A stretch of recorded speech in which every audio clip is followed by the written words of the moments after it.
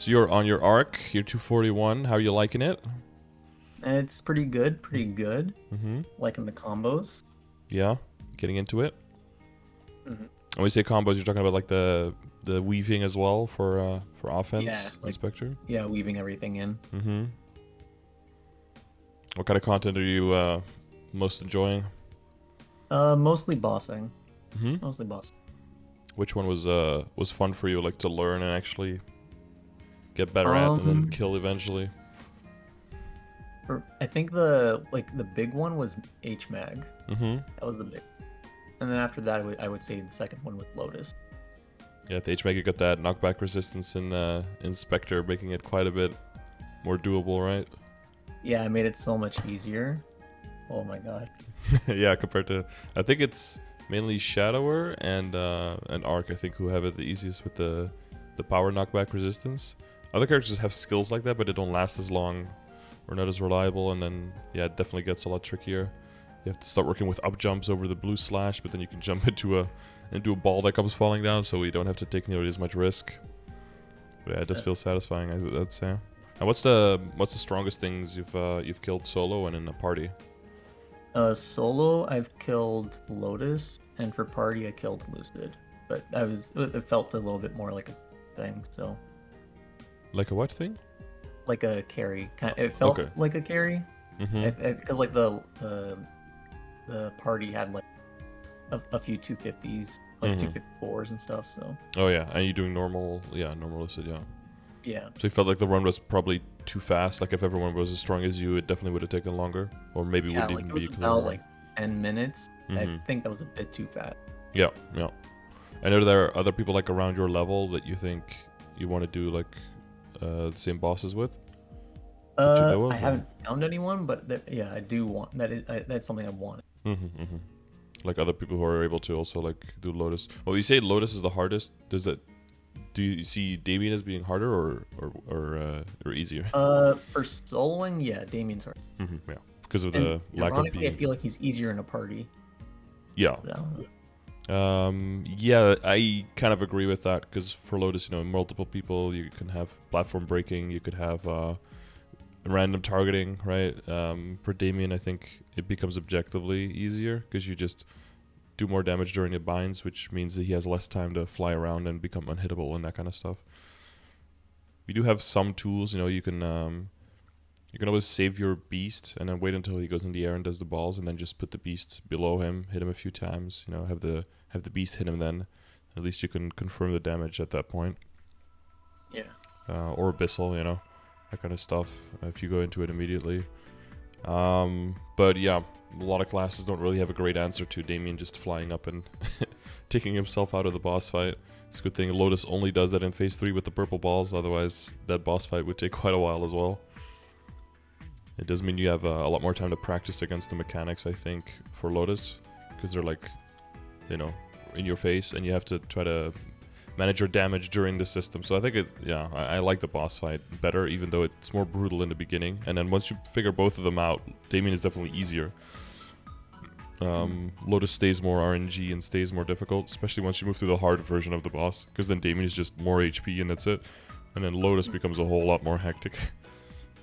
Okay. With way more stuff falling from the ceiling and a lot of the stuff doing more damage and everything stunning you when it hits you. So at that point also, again, kind of to bring it back to the HMAG story, I think it's mainly the Shadowers and definitely the Dark Side classes, because they can just Dark Side and jump through all the debris. Doesn't hit them, doesn't stun them. Yeah, Dark Side's actually overpowered. And then Arc also, because we have the float and because we have the knockback resistance or knockdown resistance, we can always just also stay on the platforms pretty close, and we have that extra iframe, that lets us get out of a lot of situations. Yeah. So we have a really good kit, I would say, for bosses for both solo and for party, because we're burst heavy, so we benefit a lot from party, but also for solo because we can ignore a lot of or have an answer to, not to make it sound so easy, have an answer to most of the more invasive bossing mechanics. So I think that puts the class in a good spot.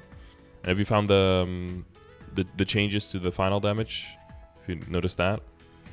Yeah, it felt pretty big. I went from like, I would say like doing 3 burst to kill Helix to just like 2 bursts. Mm-hmm. So Like one big felt one and one small one, or yeah, one super bursts? Yeah. big, one small. Instead of 2 big ones. Yeah. Well, that's pretty significant then, yeah. And do you usually just stay in the boss fight, or do you just like exit, wait for some cooldowns to come back, and then go back in, or? Before I would dip out, but Yeah. now it's long enough or it's fast enough where I can stay in. Oh, that's cool. Yeah, that's a really significant jump then. Yeah. Because that's not a fun daily, right? Yeah, it's not a fun daily, and I don't even have to use guild skills for it to be that consistent. Oh, that's cool. That's cool. Yeah, I mean, even with guild skills, you could always combine it with some other stuff, right, to make sure that it goes up. Oh, speaking of guild skills, I guess, did you do the new culvert? Can we expose you? Yeah, I did. I think I got, what was it, like 350, 340-ish points, something like that. Do you feel like the points? Where are you at? 387. Do you feel like this is a kind of a way of like exposing people, or do you think this could be like a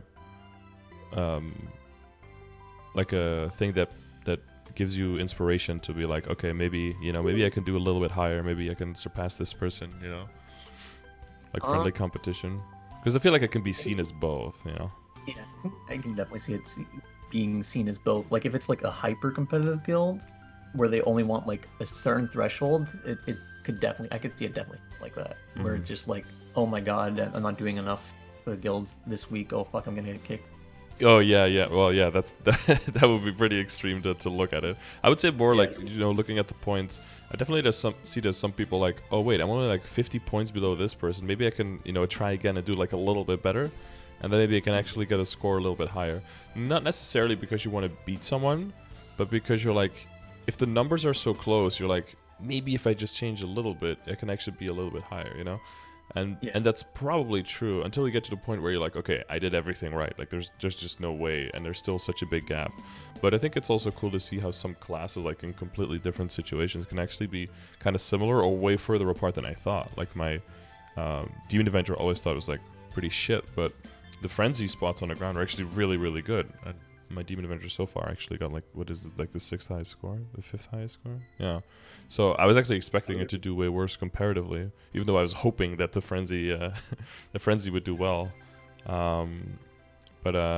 Yeah, I guess it could give some insight on whatever. I think we want to use it as a positive tool, like to see if everyone like if people are just contributing, and if you see someone for like I think a it's just more of like a guild mentality thing where if you can use it as a way to like either cheer everyone on to see like, hey, you're making that progress type of thing, or exactly, it's or like guys, let's go for a total of this much, and then if you reach it, it's good, and then don't ostracize the people who didn't, but say like, oh, next week we're gonna try again, and then try to, because now the barrier for entry is very low, right? You have to just join Jump Quest one time during the entire week, and you can do it every half hour. And for Culvert, it's like, you buy some buffs, you go in there, you buff yourself up, and for 2 minutes you attack, and then it's essentially done. Unless you get like a really shitty run, you're like, okay, I can do better than that. But that one's up to you, right? As long as you just participate like one time, then you're good. And I think because of how active we are, we don't really need to go super hard on that. So, hopefully you're not feeling any negative pressure there, but always let me know if that's the thing that you experience, of course. Yeah, sorry, one minute, someone's calling me. Oh, yeah, okay. Just tell my mom that she has to participate, by the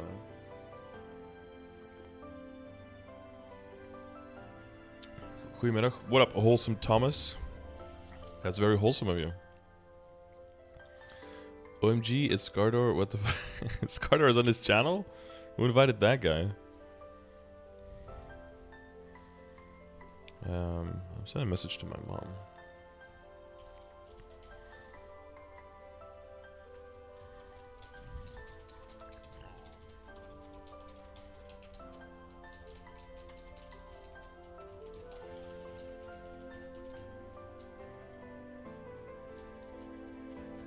Sorry about that. Yeah, no problem. Yeah. So, well, we were talking about the guild PQ and stuff. I guess then about progress in general. So you're still feeling like you're making good progress with the character? Yeah, I feel like I'm making pretty good progress. Mm-hmm. And there are certain like aspects of the game, I guess, like to go into the actual session. Certain aspects where you feel that you could be making more, or you feel like you lack some understanding on how to proceed specifically. Yeah, it's just like right now it feels like I have so many avenues available to me. Mm-hmm. I just don't know which ones or how heavily I should like invest in pursuing which. Yeah. Mm-hmm. Yeah. So most of the time, and I say this to everyone, most of the time it's going to be a combination of all the things. One of the main determining factors, I would say, that determines where you push the most. There's two main factors, I would say. One is like fun, like what is fun for you, and the second one is events, because both of those things can augment the overall progress, right? Because if you're having fun, you keep going, you can spend more time, and that makes you probably maybe not necessarily more efficient, but more effective, right? Which is sometimes more important than being efficient. And events are the things that boost the efficiency part. And then sometimes, you can suspend your fun for a little bit for a great increase in efficiency, and then that can be worth your time momentarily, as events usually are. So I guess when it comes to upgrading and stuff, that means like playing around 5-10-15s, playing around cube sales, that kind of stuff. And when it comes to fun, it's just purely subjective to you. Like, what do you want to do? If you want to do bosses, that's the main thing you want to do, and you want to get stronger at bosses. One of the more important things for you is probably to just actively go out a bit more and try to find that Lucid party, and then that hopefully can turn into a hard Lucid party, hopefully into a will party, and then hopefully into a full-fledged hard boss party, right? If you find people in a similar situation, and there'll be some switches and there'll be some change-ups, but and it's annoying to have to lead a party, but you learn a lot from that, and hopefully you can find some people that you can kind of share leadership with, and everyone kind of just pulls their weight. That would hopefully happen, and that everyone kind of tries to find fills if something falls through.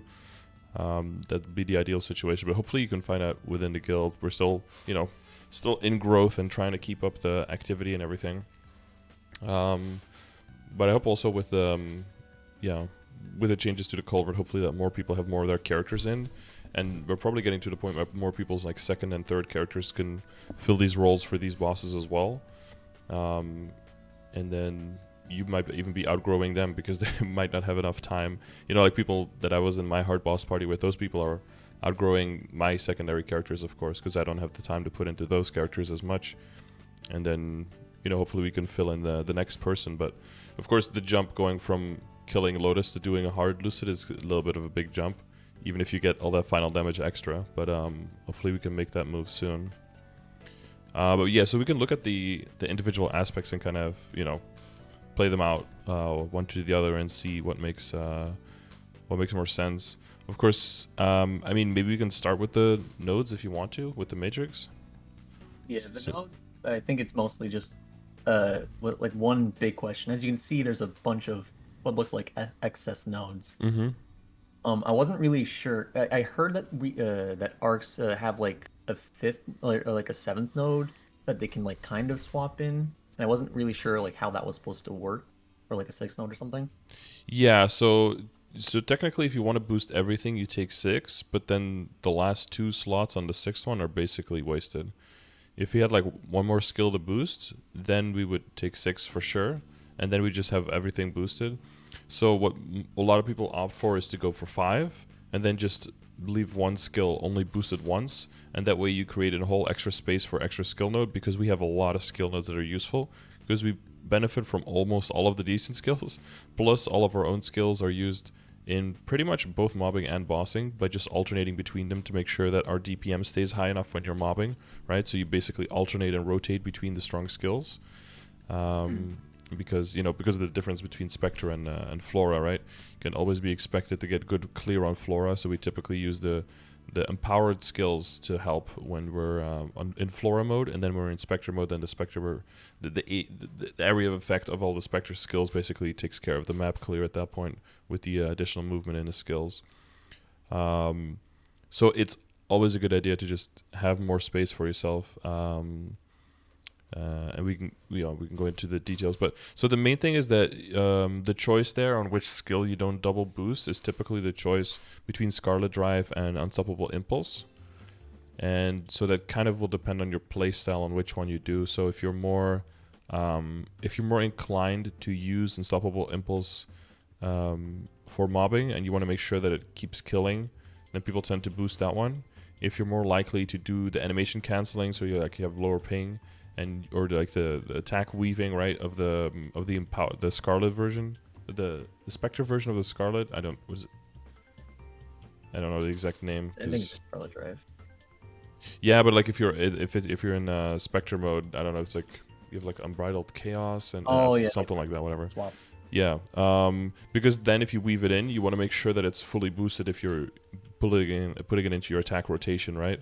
And then because needing it boosted for training purposes is not as necessary as long as you're strong enough with everything else. And if something doesn't die from it, you always have the impending death and the spell bullets to fly around to still finish things off. So that's not the end of the world. So I did only one for Scarlet Drive because of my ping and everything. I do try to animation cancel more now, and what some people do further in the game, once you get like a lot of slots, is then they slot in that last node anyway, just to min-max on that one skill. Because once you get past 275 and stuff, the boost nodes you put in at that point are very min-maxy. Like some people put in Rope Lift just for the passive stats, for example, or decent Holy Symbol, decent Advanced Blessing, which is, good. It's like an attack buff, but overall, boosting a skill by 50% attack, 50% final damage, if you're actively using it, it's still better. So then later, that choice becomes less difficult because your options just open up. But in the beginning, people tend to go for 5, yeah, and then forget out one skill, yeah. So which ones you just have doubles and... Yeah, just... Doubles and doubles, yeah, okay, yeah. So you'd have to change at least one around though, right? Otherwise, you'd have to get the same skill twice on the last one. Because now you're missing 2 Scarlets, right? Or 2 Scarlets and an Impulse, yeah. So you'd have to move one around. Which should be easy with how many options you have. Yeah. Sadly, they're all for the ones that I'm not actively using, like as the primary. Oh, yeah. Okay. Why I have so many extras. I see, yeah. But yeah, well, which means that pretty much any nodes that you open from now on that start with any of the other 4, that's probably going to be the right one. Because you'll have... That last piece is probably sitting in there somewhere anyway, right? You get what I mean? Yeah. I so swap it out. Yeah, that'll be easy puzzle. Yeah, just use the higher level to level up the level 1, and then just transfer all the EXP. You'll be fine. The one thing I did want to say though about the Matrix is that your loaded dice is a very important skill. Okay. I wasn't sure like which skills in particular I should be running. I was just running whatever like looked the strongest, like buff-wise. Yeah, and loaded dice is definitely something that doesn't appear very strong by itself because it's just like passive attack, whatever. But the loaded, the skill itself, like the loading of the dice, means that you can determine which die you roll every time beforehand. Because we don't have the dice roll skill yet, so when you equip the skill, you actually get 2 skills: one to load your die, and then one to also roll your die afterwards. And then, so you basically pick 4, 5, or 6. 4 if you need the crit, which is typically only early on in the game, right? If you're still working on your Legion and your links and everything. So you typically pick between 5 and 6, and then 5 is, I believe, 20% damage, and then 6 is 20% EXP. And that's, so 1 is typically very helpful with mobbing if you don't need the extra damage to be able to kill, which hopefully Arc is pretty okay on. And the other one is, of course, nice extra damage for bossing. So even if you do not find a way to... so I would say typically early on for bossing, I think... For me, mainly it's like Conversion Overdrive only comes in for bossing once it's like higher level. So for bossing, I'd probably switch it out with that one. And then for mobbing, I'd definitely switch it out with Overdrive because that's really only useful for bursting. Yeah, normally usually like for mobbing, I swap it back in because XP is so good. Yeah, and the Holy Symbol. Yeah, so the combination, just Holy Symbol and the 6 dice together, that helps us get pretty good rates as well when you're leveling. And then if you get lucky on the contact caravan skill, right? Yeah. Then that's a nice EXP boost if you hit all of those. But yeah, of course, the further you get, like the stronger your burst gets, because you have that die, and then being able to use all the skills that you see right now, and then the Goddess Blessing, of course, is a huge attack boost. And the better your weapon gets, the better that scales as well. Same as Overdrive. So both Overdrive, your passive, and Goddess Blessing all scale off of the base attack of your weapon. So that's why as an arc, it's also very, very good to get the Arcane Weapon. Because our base base attack on our weapons is not great. So yeah. the better that gets. I mean, as soon as you get an Abzo, it starts getting substantial, I would say. But definitely if you can hit the Arcane Weapon, then that's massive. Yeah. Yes, since we're on the topic of the weapon. Yeah, do you have any other questions for Matrix so we can like wrap that up? Because I see you do have some skills left over here. Like you have Door and Hyperbody. Any skills that I should specifically swap in or out? But aside from that, that was really it. Okay. Yeah, the other one is like the Arachnid Reflection, right? That one is very good on mobbing and bossing as well. But yeah, it might be like suffering from success at that point as an arc because there's just so much good stuff. Yeah, like that's what I've noticed. Like it's just so hard to like fit something else in. Yeah, just level more, dude. I guess what a lot of people will do, get greedy, will just buy the extra slots and then not have to make any decisions. Yeah, I bought 2 extra slots at 235, and I've been with these slots ever since. Yeah, as long as you keep leveling. But yeah, like these Mystic Door and Hyperbody seem to have like really no use, so you could get rid of those without any bad feelings. Other than that, yeah, it's just a matter of finding those last 2 boost nodes, and then you can get rid of all the extras, right? And you can start consolidating. Then you can level up the... Well, yeah, I guess last thing I would say, like Spell Bullets is definitely the big important skill. It'll empower your Flora mode during mobbing to such an extent that you could just hop around doing basic charge. And then so many spell bullets will fly around that it kills everything. Plus, it'll augment your bursts to an insane degree. So I would definitely level that one up first. Because, you know, all of the impending deaths and the spell bullets that it trigger at the end of the beast as well. That augments that final effect for the beast as well, which is a huge part of the beast damage, actually. It always gets attributed, like in the BA, to impending deaths, but yeah, I mean, the beast triggers them, of course. Yeah. So yeah, spell bullets plus that, plus all the other stuff is just crazy. But yeah, if that's... Yeah, that was mostly it. Okay. Yeah, so topic of weapon, you said? Yeah, so I guess I didn't put a picture of this, but I also have a mag Von Leon Soul.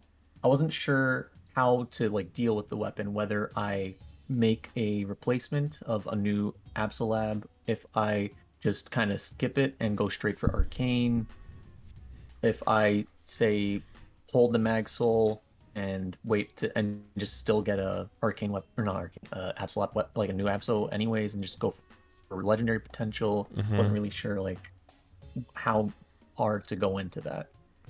Right. And so you have one Magnificent, or? Yeah, just one Magnificent. And which boss is it? Von Leon. Von Leon. Okay. Yeah, so if it's a Magnificent Von Leon, that'd be fine to use on like another Abzo if you go for that first. Because Von Leon is not like the highest tier of soul, so if you wouldn't end up with that on an arcane weapon anyway. You want to get a Magnificent double S tier. Are you familiar with the tiers of the souls and everything? Yeah. So like anything Queener or above, basically, would be double S. So that's also why I usually think it's a good idea early on, especially if you're just like kind of stretched for the amount of souls that you have accessible, to maybe do like normal Queen, normal Vellum, normal Magnus on sometimes multiple characters, just to save up souls, so that when an event comes around, you can trade them around and kind of build up that Magnificent Soul bunch, because Magnificent Souls give the random stat as well, right? So there's not even a guarantee that you'll get something really good. There's a chance that you get something shitty. Though we do have... I thought it always gave all the stats. Okay.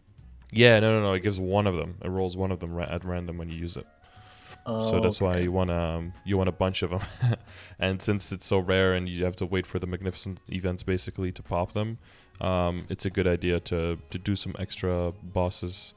Specifically, normal Queen and Vellum and normal Magnus have a decent ease of entry to do with multiple characters, and then you can use that power in numbers to increase your access, right, to Magnificent Souls later.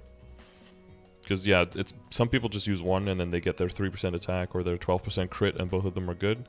And then some people need to use like 8, 9, or 10, and yeah, that's obviously not as cool.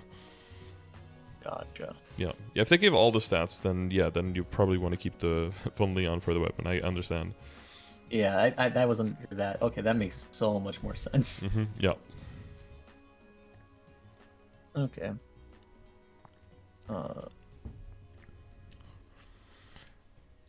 Let me check out the backups you had here. Is that specifically for? Oh yeah, that's it for going. It was mostly just like accessories. Yeah. Okay. I do have materials to craft APSO stuff. I guess I forgot to send a picture of that, but I do have materials. I think enough for like what, 4 duplicates, 5 duplicates of anything that's not the weapon. Right. But it's a fake weapon anyway. Yeah, I guess that's the thing, is like going for the actual weapon.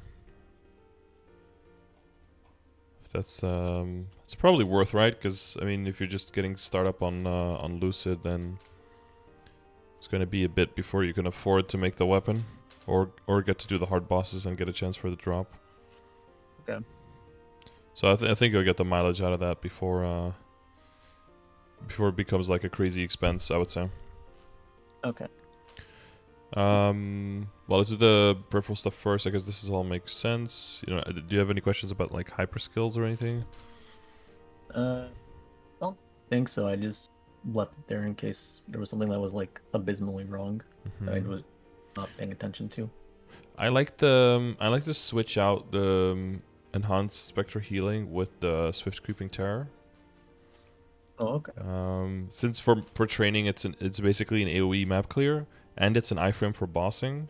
I think it's a significant cooldown reduction that helps quite a lot with the survivability. And enhanced spectral healing, it's literally just a little bit of HP healing, right? Oh, I thought it was regaining the gauge faster. Okay.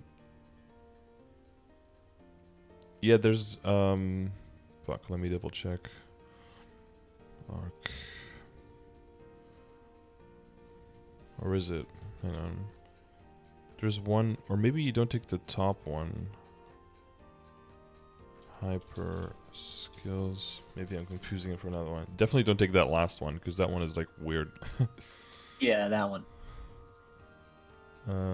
Where's the Maple Wiki? No, stop. Don't do weird stuff to me. Where's the search bar? Search. Arc.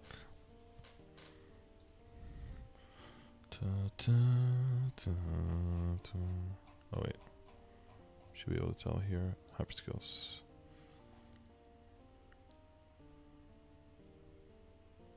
Oh no, that is a recovery. No, you do want that one. What is the... Oh, do you have all 3 of the first ones? The Yes, boss rush and the guard break and the reinforced? Yeah, I do. Yeah, so typically you take 2 out of 3 there. Whichever Okay. ones are most relevant, and then take the swift creeping terror. Yeah, no, you're right about that. Because it's a 20% cooldown reduction, which is very significant. It's because it's standard a minute, right? So it goes down to 48 seconds. That's quite a lot of extra uses for both mobbing and bossing. Very useful. And as weird as it is, like when you're so when the beast just came out, and it was just a new skill, I was level 1 and everything, and I was trying it out. It would still do less damage than Creeping Terror because of Creeping Terror being boosted, and because of how often you can use it, it would like be a lower damaging skill. Yeah. So you don't want to underestimate Creeping Terror. It does a lot of your damage, and it's like instant, right? You just like tap, boom. More uses There's of some that is bosses good. I just tap it, insta kills the boss. Yeah, So yeah, yeah. makes Like sense. for I did it for Clown now. I just pop like a bunch of like a few of the buffs, and then you just kill him in like purple form, and you don't have to deal with like switching hats and everything. So that's a nice because a lot of bosses the damage is dealt in different moments, and then they can like transform or do something weird or teleport, and then Creeping Terror is just like bam, instant. So that's yeah, it's really good for that. Okay. So Probably get rid of the one. I'm at like 96 functional or something. yeah, our ID is typically not something where we struggle, especially if you have familiars with ID at the moment, which I think you did, right? Yeah, I have one that's 30% and then one that's 15. Yeah, so you should be fine on the ID. Yeah, that's probably what I do at this point. Yep. Yep. And the other ones are just the levels. Oh yeah, you do have all three here. Yeah, okay. You did the pictures right. I just didn't check. Yeah. Okay. Oh, now I can just like close the tabs as we're done with them. Okay, the next thing is Legion and Link skills. Yeah. How are you feeling on that? It's a long grind, but I mean, I definitely feel it. I can definitely feel like the character is getting stronger and stuff. Mm-hmm. Blaster was fun. I thought Blaster was going to be a pain in the ass because like I heard all about the Combos. like all about like keybind, like needing to like be like super meticulous or like breaking your hands and stuff. But I don't know, it's just fun. Cool. Yeah, it's a little bit well, it's a little bit different than Arc. It's like you're constantly on, right? Get really break, but I think you definitely get rewarded, especially early on. They hit hard early on. Yeah. They never struggle to kill anything in the beginning. I think it's mainly when the maps get bigger and stuff that it gets a little bit more difficult because you can do it, but it takes a lot more effort then. But yeah, I agree. I liked it early on. Hit like a truck. So I guess I should have asked earlier, but like you're pretty familiar probably at this point with most of the commands, right? Because you've been in chat for a while. Yeah. Using it for a while. Mm-hmm. So is there any of them where you had any additional questions? With the command specifically, no. Yeah, you ever look at one and you're like, I don't know why this is here, or this doesn't make sense to me, or... No. Okay, well that's good feedback. There was one that I think it was there was one that I was trying to find. I think it was the patch note, and I just could not find the patch notes. It took forever. Yeah, usually I link my video, and then the patch notes are like in the description of the video is usually what I do. That way, when people look for the patch notes, I get an extra view on the video. Yeah, I gotta get that Take hustle the in. Quick one, only almost 3 hours, but under 3 hours, not bad. Yeah, Skipping like half of the patch notes because they're like quest changes and Lara skills, but other than that, and bug fixes for bugs that should have been addressed like 20 years ago. oh god, yeah. There's that list is always so long. It's actually crazy And it how never fixes long. anything you know exists.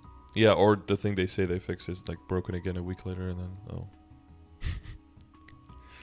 Oh well, you know, we just keep on keeping on. Exactly. Yeah. So did you already Terrorburn?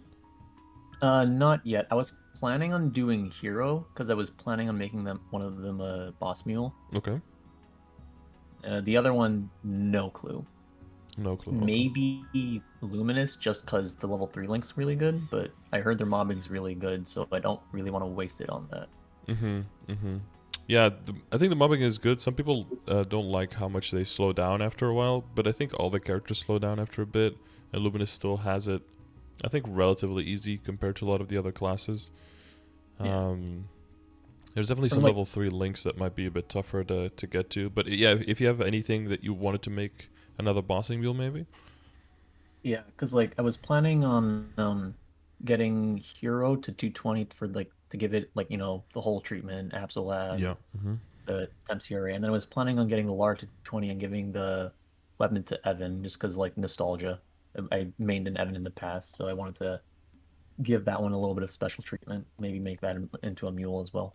Yeah, I think Evan was okay. Like, I didn't really care for Evan that much during the leveling. I thought it was like torture basically, but even doing Project CRA on it and without even figuring out the the strongest combo to do a lot of burst because it was just a little too much for me to learn.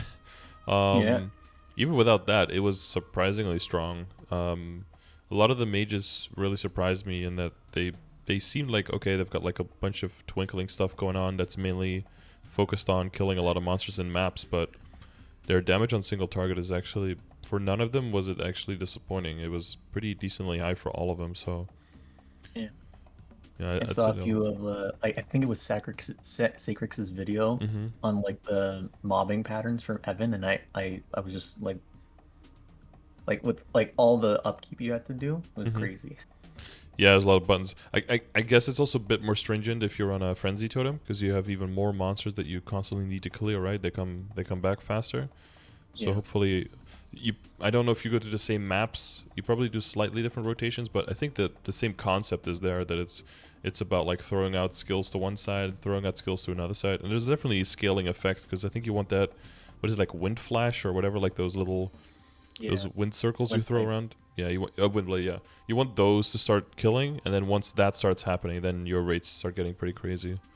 And it's very similar to characters that have particle effects, right? It's like when your spell bullets start killing, then you can just keep hopping around and you don't have to worry. You don't have to look behind you and see if you got everything. Like the spell bullets will just clean up, and you can just worry about dashing through the map. And I do like that aspect as well. But then once you go to Cernium, those things don't do anything anymore, and it's all about your main attacks.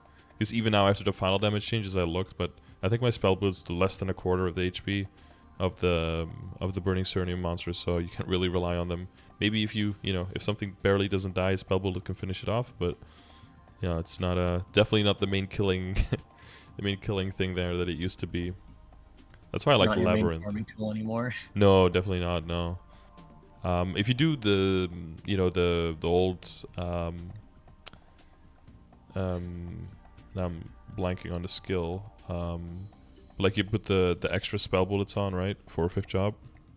Yeah. And then you jump around with basic. Then you do get the thing that if enough of them go to one target, it does kill them, of course. But their targeting is a little bit wacky, right? You'll have like a bunch of them. It's not gonna fit. Or it's not very often.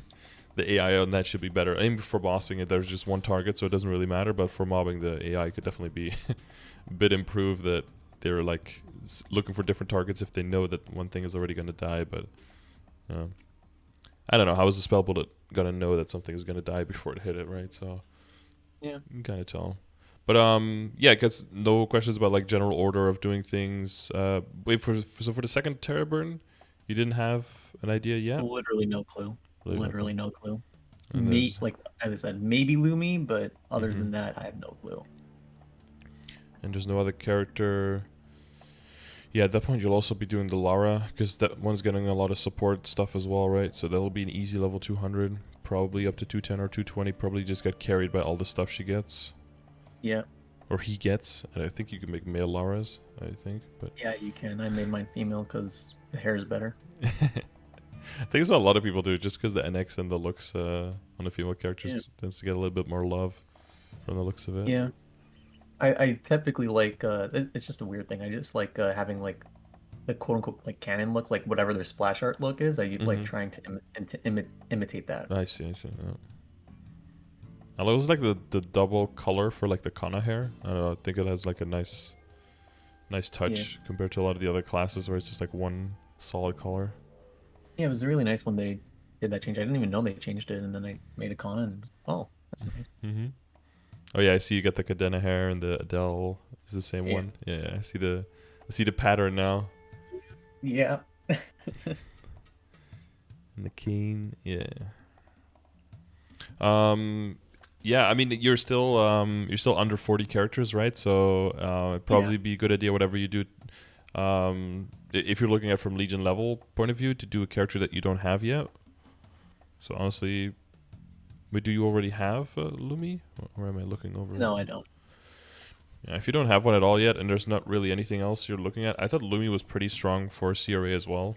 So you could even see that as a boss mule, even if you don't see yourself like playing mages in that way. I don't know if you have like that kind of bias, or some people are just like, I just don't like mages. Or no, I'm not against mages. Oh, yeah, okay. Yeah, because you did mention Evan. That was my first main, so I want to put some love back into it. You know, don't want to fully abandon it. Mm-hmm. No, for sure. Yeah, I think it was pretty solid as well for CRA. So you could always turn that into a bossing mule if you want as well. I would say pretty strong. The one I never want to touch again is Phantom. Mm-hmm. Fuck that. Not your thing. You Not got it at to all. 220 though. That's a solid place to leave it at. Yeah, I mean, I was determined to get that fake Solab weapon. Right, I right. was not leaving it. I'm not getting it to 210 and not getting that weapon. Mm-hmm. Yeah, but then when 220, you're so close to 230, you might as well, and you're so close to 235, and that's what I want you to levels, keep going. Yeah, 30 levels. never stop. And you're like, Hell, oh, you know what? Went all the way to 300. Come on. yeah. Well, I was gonna say 275, but yeah, 300 is yeah. I mean, logically, it's only 70 level, Yeah, it's so close. quote unquote. Quote unquote. Except those last levels are same amount of experience as like everything you've done so far combined. It's pretty nuts how that EXP curve go. Yeah. Yeah, I guess. I mean, honestly, yeah. If you don't really have anything else that stands out, Lumi could be a solid pick. Honestly, I don't think you should feel like you're wasting any huge potential there or anything. And at the end of the day, also like there's going to be more events and there's going to be more stuff coming around. If you do feel like I wanted to do this class, you know, at that point your Legion will be stronger and you're probably going to be able to do it anyway, and it'll get there pretty fast. You know, you're pretty close to that 5K. Especially with the Terra Burns coming up, you'll be past it. And then 5.5 is when you get to put the 5 extra characters in. So you'll be able to fill up that extra space that you get once you hit 5K and you get that extra grid space.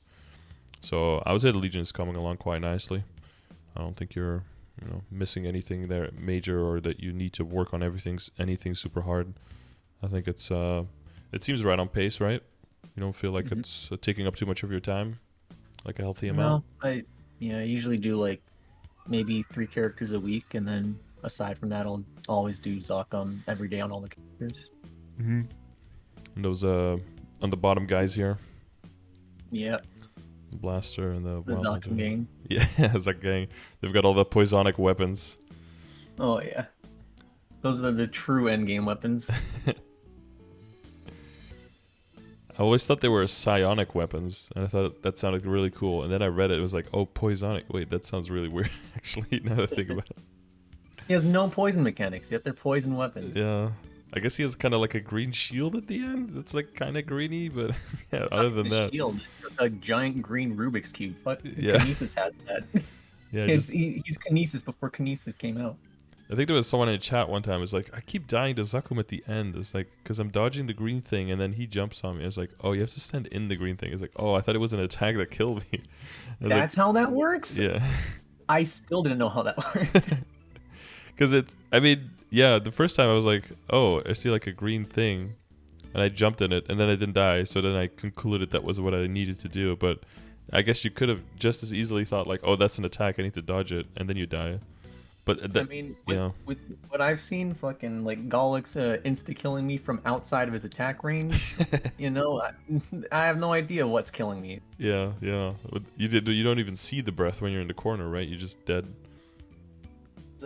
Times where he does like the giant circle attack, where he has the double like different damages between the ranges, and I would jump like a flash jump from the inner range to the outer range. And it would hit me twice, and I would get killed by it because of that.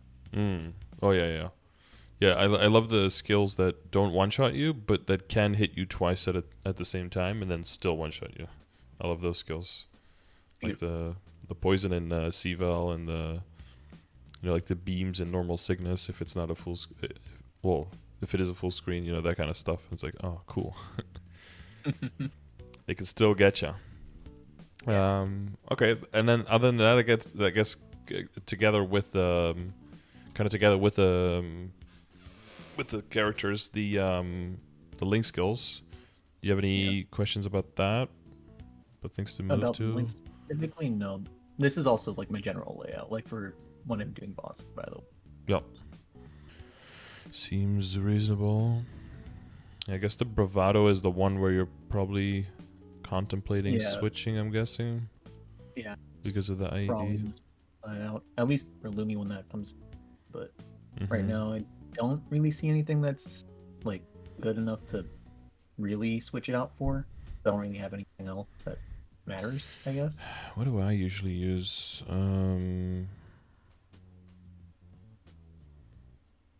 Arc has a lot of options in the especially once you get your crit up. Arc has a lot of options of being able to move things around.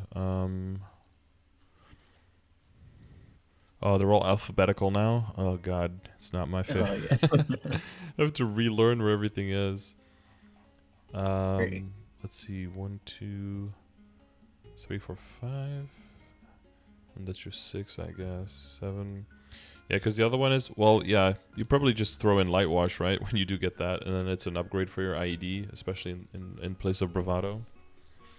The other thing is, I guess, when you're soloing, then Noble Fire isn't that great. It's 6%. It's better than nothing. Yeah. Oh, yeah, then the DS, of course, like the Demon Slayer skill, right? Yeah. When you're bossing. Don't forget DS, but, you know. Yeah. From everything I heard, that one is pretty strong as well, so should be not too bad. I guess it's just like the Luma. Yeah. Sorry, I'm gonna have to find a way to fill in that Phantom Link eventually, and that's gonna be painful. Yeah, so sometimes what happens is you can get crit of the Magnificent Soul as well, which is a decent chunk. The other thing is that you're not using crit rate in the hyperstats yet, so that would be an easy way of getting the crit up. And I think it looks like you have 80 crit rate unbuffed here, which means you're already 10 over if you're using decent sharp eyes as well. Yeah, so this is completely unbuffed. Yeah. Nothing. Yeah, so without the yeah, so without the link skill completely, you'd be at 60 here, so you'd still be able to go up to 90. So you get 10% from a combination of crit rate and the Legion grid and the Legion members. I didn't check, but you have the Marksman and the Night Lord? Yes. Okay, yeah. Yeah, so it could be a combination of things, but you can get 10% from crit rate, not too hard. Like if you take the strength and the attack points out and you throw them into crit rate instead, and you take out the Phantom Link completely, I think you're already there, right? Because I thought a decent sharp eyes only gave 10 and 20 from Scarlet. Oh yeah. And that's, I mean, you have to just make sure you keep that at 100% uptime, yeah. I mean, if you want to get really spicy, you can go down to 50 and then be like, I'll use the hyper skill during the burst, and then off burst, I'm just going to jump around and do nothing. And you can technically get 40% off of your Scarlet Drive and 10%. I mean, hey, you know, you do so much less damage. It's basically the same thing. Yeah, I mean, you're pretty burst oriented anyway. So what are you gonna do off burst, right? No, yeah, that wouldn't be great. But yeah, just with the hyper stats, and you'll be high enough. Okay. Because if you need 10%, that's level 8. Yeah. So you only need to. I guess I internalized Scarlet Drive is also 10% as well. So I guess that's why. Yeah, base is 20 and then it goes up to 40, so it is very reliable. If you see 70 visual, then you're already good with decent sharp eyes and Scarlet Drive. So that's all we're really aiming for. And then I aim for 60 because I have some crit on my familiars as well. So as long as you know you're bossing with those, then you can count that as well for your setup. And that's probably what you're going to do soon as well, right? Is make like a different setup in your hyperstats for mobbing and for bossing. Haven't gone around to that just because like I haven't set up a totem yet, so I'm just like, I'll do that. Yeah, and for now, like I think up to 240, it's probably fine to kind of have like one dedicated, especially if it's your first character, to have like one dedicated hyperstat. And then if you start on another character and you have more experience, and those characters are going to be growing faster, and you can optimize more because you already know exactly where you're going, and the funding is going to be more figured out before, as soon as you go into the character. At that point, it'll make more sense to make 2 distinct hyperstat setups and just get one. Or you in the beginning, you just completely just send on leveling, right? And then until you get to the point where you're like, okay, now I know I can do these bosses, because you already have a better understanding of like the requirements and the mechanics and all that. And then you can make the second page and go more into IED and boss and that kind of stuff.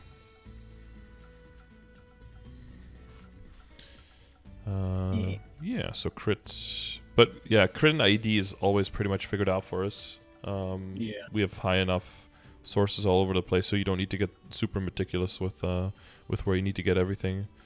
The good thing is that also means that you can go pretty high into boss damage, especially on the familiars. You don't need to worry about IED there later on whatsoever, because the kit just takes care of everything, and then as long as your Link skills and your Legion keep growing, then you don't need to worry about IED whatsoever.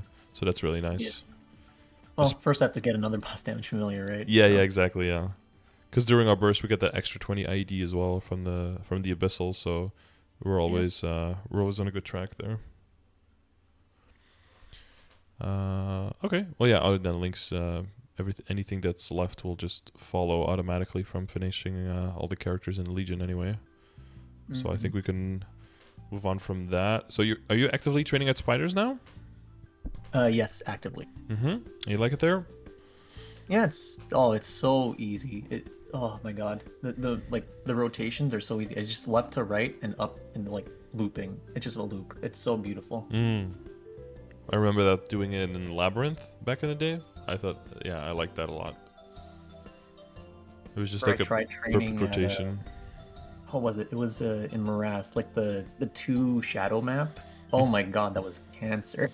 So many maps, so many platforms, right? Yeah, so many platforms, and it's so wide. Oh yeah. It feels horrible. Yeah, you need I feel like you need summons for that map.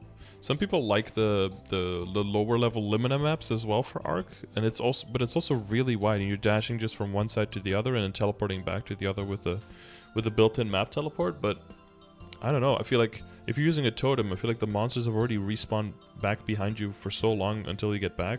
I like square maps way more, and then just dashing around them and being able to see the spawn and then.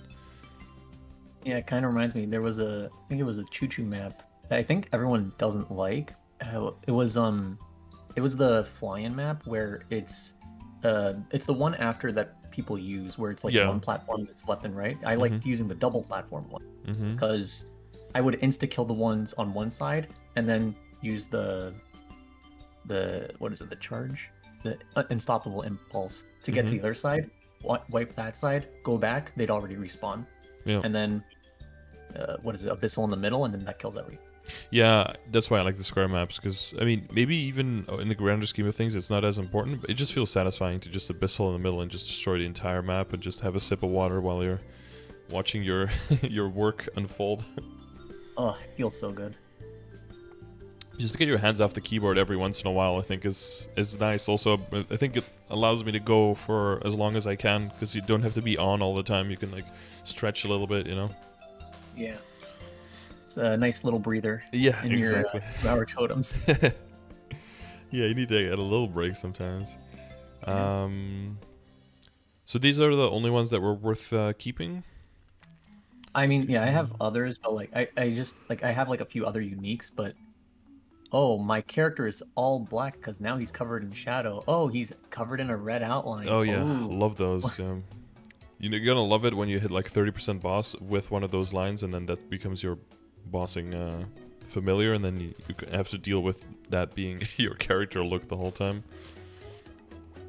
The only other like familiars I got were like I do have other 15% IED familiars. It's just they don't really do a second effect. At least this one has like AoE, HP, and mana thing. Yeah. Or MP. Yeah, it does something. Yep, it's always useful. Yeah, so you're still hunting for that large drop rate, I guess. That's the big one, right? It does not want to come. No. Not. Did you see any meso and item large amount? No, I haven't even seen a regular amount for double. It's been really bad. Yeah. Well, at least you have the 20% boss. That's decent, and the 30 IED. That's a good combo. That takes you.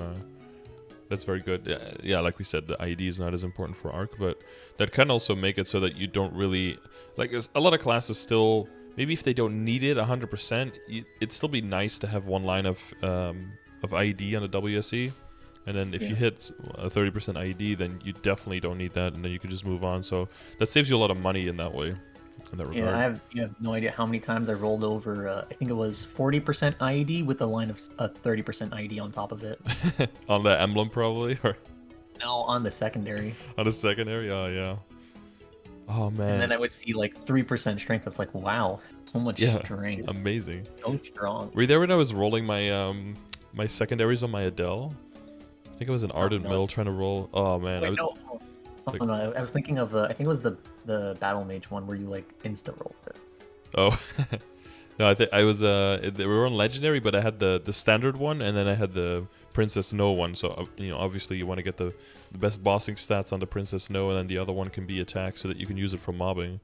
Yeah. But I kept rolling like those kind of things, like 75% IED and then a line of strength or something. And I was like, okay, fuck it, and I moved to the other one, and then I rolled boss.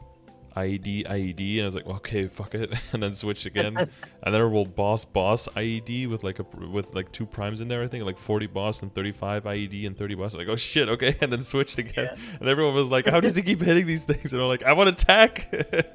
Where's the attack? Oh yeah, I hit a few lines like that too. Oh. It was great. So- I'm not gonna lie, I've been immensely lucky on like actual spending. I haven't even made a collective of 50 bill on my account yet with all these lines.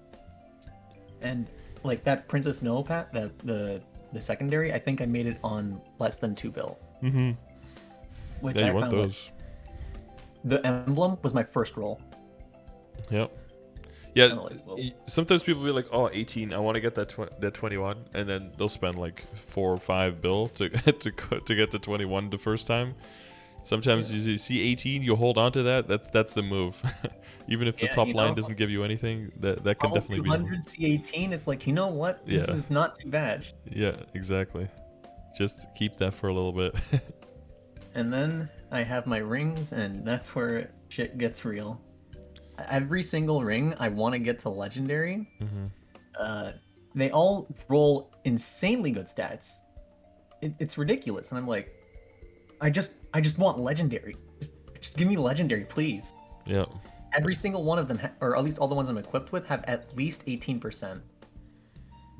And I'm like, well, I mean, I'm not gonna just say no to that. Yeah, no. Especially when I don't have an alternative right now. Yeah, and that's kind of the, like, quote unquote, the risk of holding that, because you get used to how strong they are, and then if you do end up switching to drop or mezzo, you're actually going to lose damage there, which you know, mentally that can feel bad. And then sometimes it's better to just like bite through it and just keep going.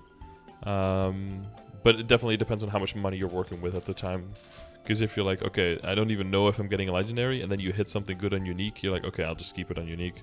But for the long run, just getting items to legendary one at a time and getting the drop in mezzo does always just earn back, earn its potential back, and it is definitely the play for the long term, as annoying as it can seem in the short term. Yeah. Oh, for the honor ring, when should I like, because it's at 21 right now. When would that like pay back roughly? Would that be like 17, 18, like for the damage, like where it actually like equals out? Was it the honor ring? The Kana ring. Oh, Kana ring. Yeah, Right now 17 is usually around the. I think 17 is around the point where it's about the same as the really strong. The really strong rings. Like 16 is just weaker. I think 17 is probably it's a bit stronger. But 16 it's lower, so it's like around there. Okay. But yeah, that's basically just 1, 5, 10, 15 event away, right? Yeah. I have no idea how I rolled my Mechanator pendant, but it happened, and fucking Xenon's being shambles over here. Just looking at that. Yeah, or any luck character probably wants that roll on a new character. But even if you don't, just any attack user, that's like better than most of the flames you're gonna see. So even if you don't hit any stat. Yeah, and that's my damage one right now too. So. Yeah, it makes sense that that's a hybrid part for sure. Wait, do you have the full superior set? I do, yes. Okay, that explains why your ID was so high. I separated the accessories from the rest of the gear. Right. Okay, well, I guess we can like fully go into the gear stuff. So the main thing is like the balance between everything, right? We have a 5, 10, 15 coming up next Sunday. Someone is Well, I was talking with you on Discord, right? That's probably why it was so busy with all the progression sessions setting up, is that everyone wants Yeah. to get in before the 5, 10, 15. Yep. I hadn't even realized it at that point. It was like, oh, that, of course, that's why I'm being like inundated with requests right now. Because rightfully so, people are seeing that this is a pivotal point where you have to make good decisions. Yeah. Even though they do come around every now and then, but we do also have that pretty clear announcement, not official, but like pretty clear that there's going to be a DMT. So yeah, whether there's going to be a cube sale or not, a lot of people expecting that as well, because we've got Black Friday, Cyber Monday, all that stuff coming up. So it seems like that it might, 'tis the season for spending is what it's going to look like. So I saw a picture. Do you have like 300 mil right now? Is that what you have? No, that's on my character. I have 8 bill in the bank, Okay. and then around, like, I also have 1,200 Philosopher's Stones, so that's probably like another 800 mil. Mm-hmm. And then if I like include all my Zakum characters, because I do actually sell the crystals, I probably have like around another 400 mil. Zakum crystals add up. Oh yeah, just bossing in general. Because I told people about this, but like just for Project CRA, where I had to unlock CRA on all the characters, right? I made about 5 bill off of just unlocking CRA on all the characters. Because it's 50 characters of killing like a 3 million crystal, but then 10 times a day each, or 10 times each day for 4. If you multiply that, it's like 4.8 bill or something for for the So like even things that are almost nothing, if you multiply anything by 50, it becomes a lot. Like that's just how things work. And that's also why I say with people, when they have like a really big legion and they've leveled a lot of characters, try to not leave too much money and too many resources lying around on any individual character. Always just throw it into storage when you're done with the character. And I think you'll be pleasantly surprised with how much you actually own in your account. Because even if you just have 30 characters, but they all have 20 mils just sitting around, 20 mil for one character isn't much, but 30 times now you have 600 mil. You can probably do something with that. So it's always good to be aware of, because and you might call it like min-maxing. I feel like that's a little bit of a negative way of looking at it, but you have worked for that stuff, right? You own that stuff. You've earned it according to the rules of the game. So use it, right? Don't sell yourself short in that sense. Just like with optimizing the stuff and looking at the hyperstats and looking at the Legion board and everything. It's not about like, needing to be the best of the best, but you've worked for that. So you've earned that damage. So make sure that you utilize it for yourself. As like a, general piece of advice for all the people at home as well. So 5, 10, 15 is like the main thing that's coming up. So I guess you want to be getting the weapon, right? That seems to be the thing to do. I don't think the arcane weapon, like we said before, I don't think the arcane weapon is just around the corner for you. It's pretty far. I have 2 Lucid droplets and then like a collective of 34 droplets, like arcane droplets, so super far away. Yeah, and even if you do get the droplets, because you have like the shop and everything, you have the exchange, and you could buy some, then you could barely get the droplets, but then you have weeks and weeks and weeks of having to kill Lucid still.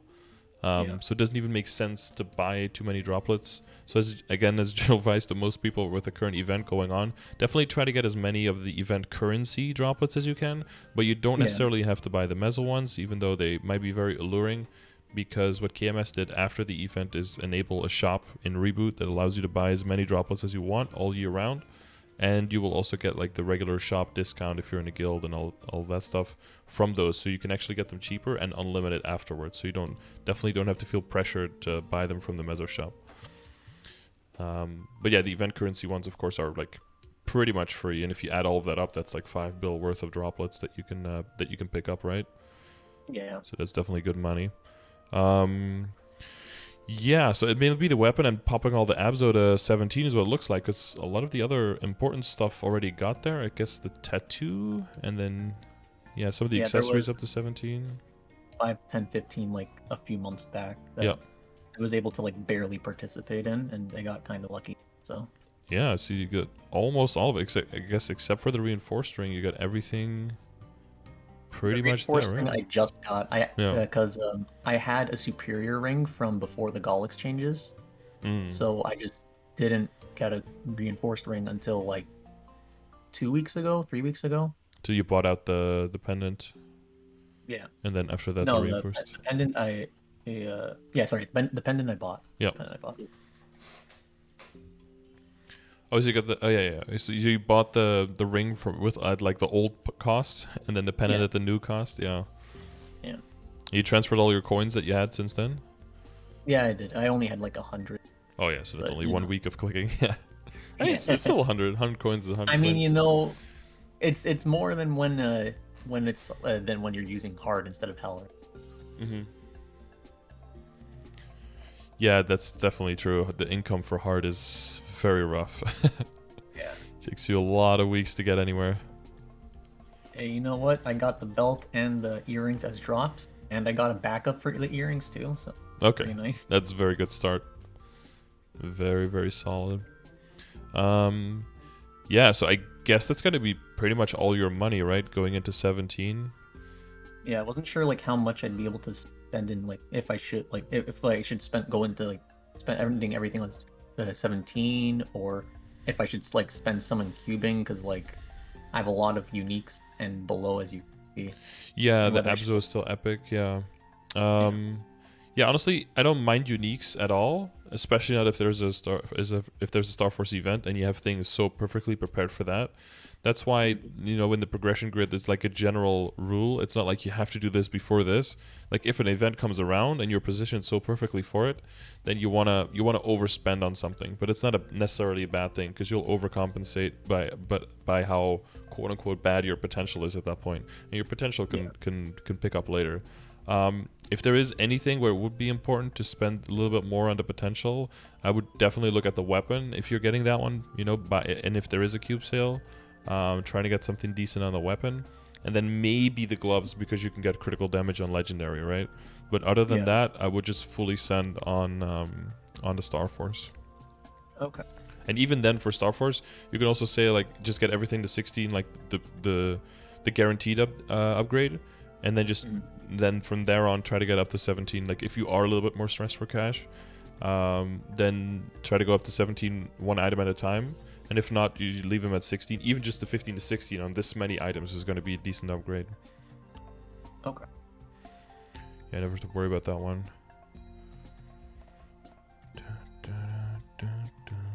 Yeah, and then you can worry about like extra flames maybe later. Yeah, because you look, that's the one thing that's lacking. A few of these items have pretty garbage. Yeah, some of them are okay. Like the top is pretty decent. And the hat has that 6 and 6 and 6 and 6. The 4 tier 6s on the hat. Yeah, sometimes you just need to pray to the other side, Yeah. Yeah, if only those speed and jump was some strengthy stuff, that could have been like one of the better hats in the game. Yeah. I actually have a better hat in my inventory because I opened one just because I wanted to see. Oh wait, no, I think it's the top. What's up? What was it? It was the pants was 24 strength, 5 all stat. That was good. Yep. I already had this, so. Yeah, if they're unique in 15 and 17 stars, then that one's not gonna see any play probably.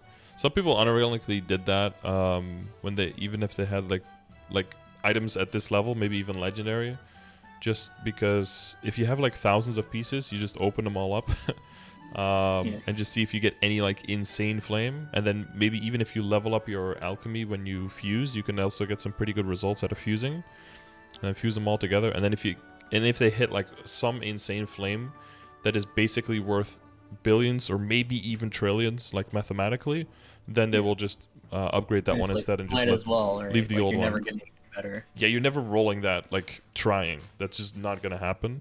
And if you are trying to min-max hardcore, then it makes sense to just switch over at that point. And if you don't hit it, then you just leave it. But at least you tried, kind of thing. Ironically, these because this is an older arc, because I terror burned this arc when you would actually get perma CRA, because I actually did have the perma CRA weapon too, and these are the starting CRA equips that I had. Oh yeah, so these are super old. Yeah, Oh, speaking of that, so do you still have for the Abzo you can do the CRA weapon and then transfer it over, right? No, for the CRA weapon, I accidentally trashed it. Okay, but well, you have more pieces now from killing CRA. Oh yeah, I definitely have one. Yeah, because that will save you money on needing to safeguard, right?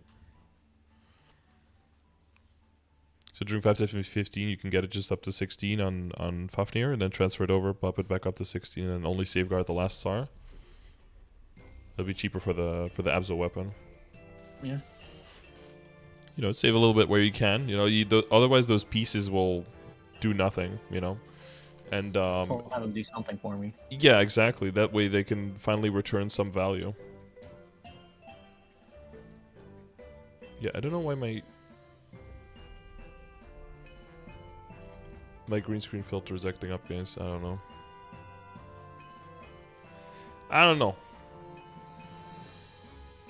The green's just mean today. Tech issues. It's all about the lighting, you know, and you know, I'm not in a perfect lighting situation where I have perfect control over it, so I can't really control it very well. And buy $5,000 lights. Well, the thing is that you just the best way to make sure that you're in a perfect situation where you have perfect control over the lighting is to eliminate all natural light, which means you're just fully artificial, which I would have to like blind out. Yeah. Which is good for the control and the production value, then pretty bad. Not having any natural light is kind of sad. Humans were not designed for that, so you know that's the flip side. But yeah, yeah, and it'll depend on how close. If everything turns out to really be close together, I mean, if the 5.10.15 is that Sunday and you get okay and you keep some money left, and then the DMT and maybe the cube sales like after that, there will be some. Like not sometime between the cube sale maybe, but then if the DMT is later, then that would allow you to hopefully get some black cubes in and maybe get at least the Abzo stuff, hopefully some of that up to legendary, right? But the question if you want to prioritize that over the accessories.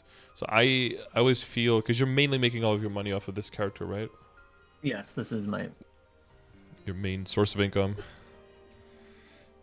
Yeah, I would say that getting your mezzo and drop rate set completely finished is probably priority. How close are you to that? You have 3 mezzo? No, 3 drop? 2 mezzo? Yeah, so when I farm, I usually use the Mechanator as the second pen, just because I think I have 3 drop without it. This is still the same, right? So you've got the... Yeah, I did this all morning. Yeah, okay. Yeah, so you need 2 more mezzo and 2 more drop. Yeah, because I'd be totally for checking stuff that's already legendary and then re-rolling that. Maybe not the superior, right? Because that wants to be like fully damaged eventually anyway. Yeah. And even the Kana treasure, like we said, like even if it's at 17 and even if it then has drop or mezzo or damage, it's still pretty similar to the event rings. So I feel like that's fine. Like roll on it until it gets either a really high damage roll or like a really good like meso or item drop roll. Yeah, that's what I would do. Yeah, like if it hits 27 strength, then it's like okay, well, no, and then you definitely work on the event rings. But I feel like on or maybe like a 24 or something. But yeah, I think 21 is good. But I think you're at the stage now where you want either more to keep it damage or the drop of the mezzo is going to give you more utility right now. Of course, once you do hit 5 and 5, then you know, sorry, 4 and 5 for the mezzo and the drop, then you can definitely switch over and be like, okay, we definitely want damage stuff at this point, and then you know, just hitting drop or mezzo if it doesn't even have a line of strength, then is not worth it. If it does have a line of strength, then you want to look at, do I have other stuff with mezzo or drop that doesn't have a line of strength, and then roll that one instead for damage, because most of these pieces are going to be interchangeable, and it's just whatever potential you get on them that's going to determine what function it gets. Okay. And that way you can still kind of internally upgrade with the value of the cubes, because the stuff will be pretty interchangeable. Because like, oh, you get a, you know, now I get an extra line of mezzo. Cool. You go for an item with a line of mezzo that doesn't have strength, and then you re-roll that one for drop. You get a bunch of damage there. Cool. You go to another piece that has damage but has less damage, and then that one gets re-rolled for drop. You know, and that way you just keep filling the gaps until you have the sets that you want. Okay. Yeah, it sounds to a bit know. more abstract now, but it'll make sense in a moment, right? As long as you Yeah. keep it clean, because most of these pieces are interchangeable. The main thing that's not interchangeable is a superior pendant and a superior earring, right? Yeah. Like, but other than that, all the other stuff is pretty much fully interchangeable. Mhm.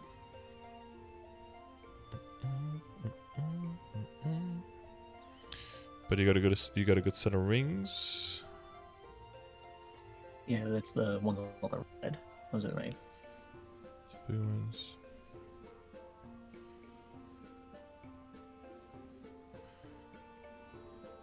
Well, I guess you need more rings, right? Do I? I mean, I have what's it called? oh yeah, wait. I have a treasure John ring. I just That's another treasure ring, or? it's the no the treasure John. Oh And yeah, also yeah. Oh yeah. I'm looking at the other screen. Yeah. You have the treasure hunter and the. I think one of them's a solid ring. Yeah, one's a solid, one's a cracked. Yeah. Yeah, and the white blossom, whatever. Silver blossom. That's the one. Yeah. The white ring. Yeah. That one. Yeah. And a trash Dom pen. Yeah, that could always fill a slot. You know, that can get a decent flame, get the set bonus going. That could always pop in for a replacement. Yeah, I'm trying to get the flame on it, but it just does not want. It's at 16 stars, but it just the flame does not want to come through. It does not want to come through. No, it do be like that sometimes. I mean, it's mainly once you're completely 17 and you've got most of your legendaries in on everything, that you know, then you can really start spending more on flames and specifically on the Dom Pennant to get that transpose in. And then, you know, Yeah, I just normally throw the whatever I randomly find from flames. Yeah. It's from the monster collection or bot. Yeah, either at that or at the new Abso weapon, right? Yeah. One of the two. Those will be your two top prios.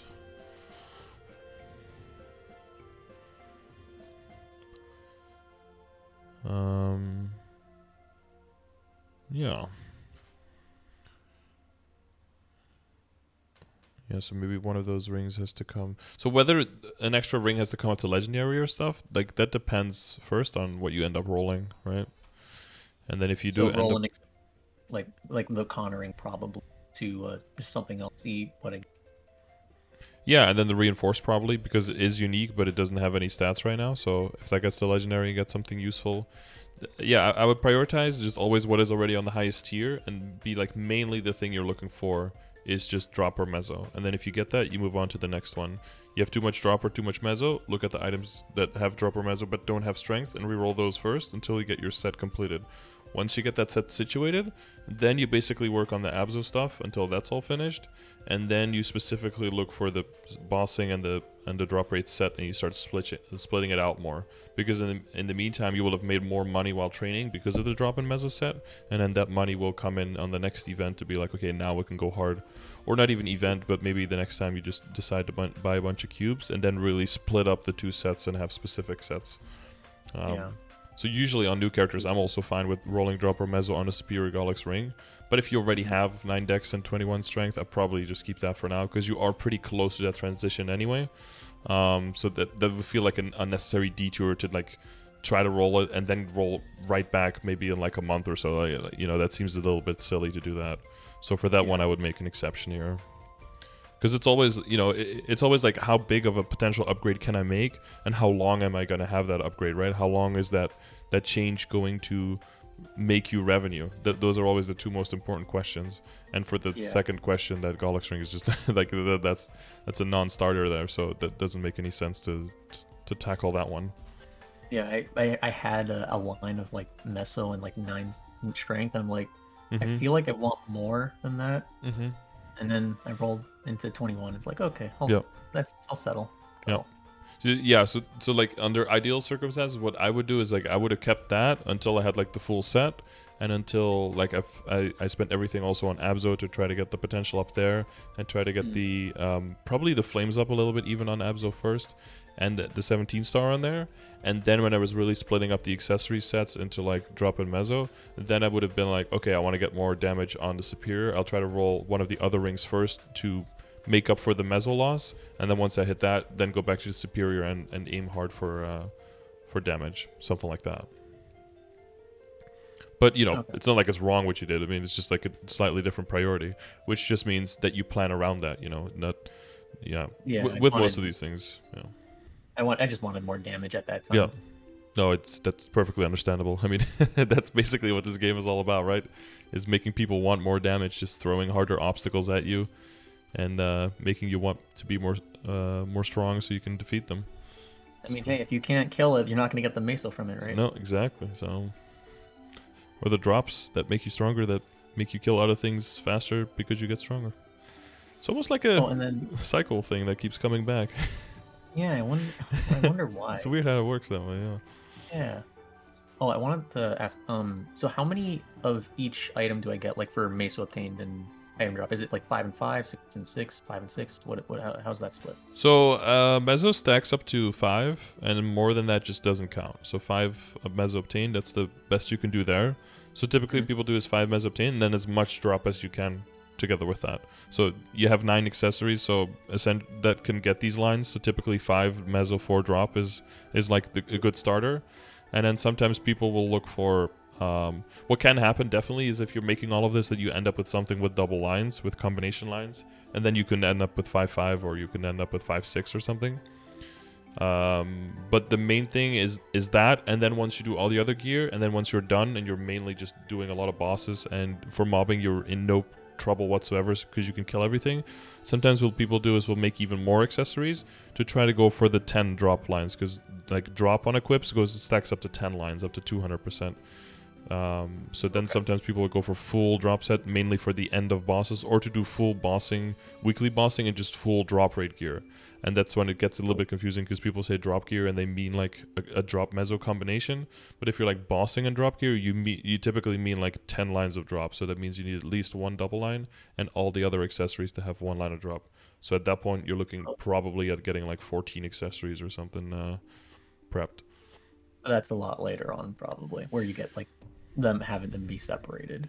Yeah, and the barrier. Yeah, and what can lead up to that as well is that you move into different accessories and you're left with a bunch of either unique or legendary ones that kind of lose their function, and then you just redo the potential on those, and then that way they get like a second life or a third life at that point, and then they come back in the form of drop gear and help you get more soul shards, right? So you can get those magnificents, get more cubes and flames that typically aren't for your own character anymore, but they start going into a second or third character to try to fund that one. Or like a weaker character at like 160 that's kind of stuck that you do want to get to 200.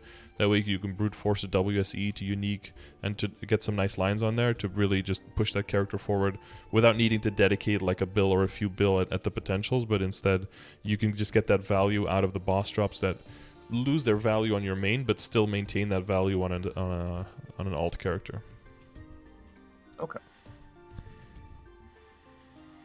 This one's a bit more off topic. There's if you look at the inner ability, I don't have like the true optimal lines where like they're like max stats, but when you chaos circulator, can you like go up tiers, or is it just still within the tier?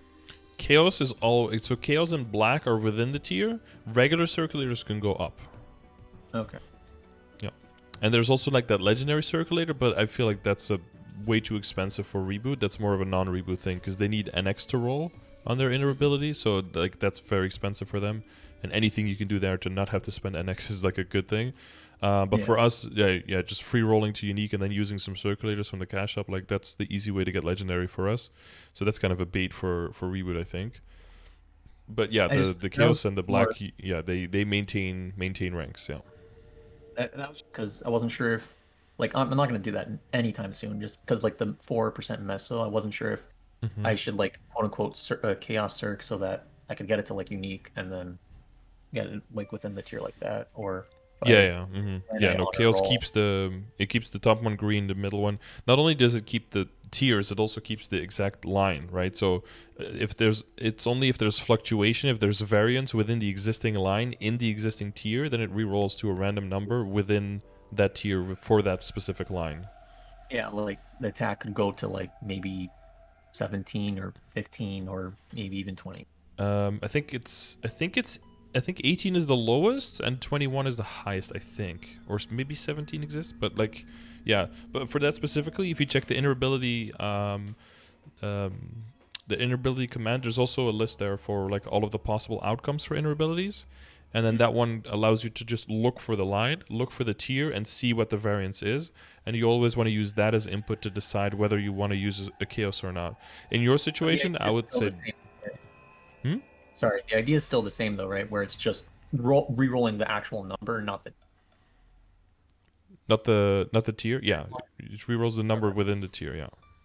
Okay. Yeah. So, yeah, so for Mezzo, I think 5 is the highest, yeah. So, like, the only thing I would do...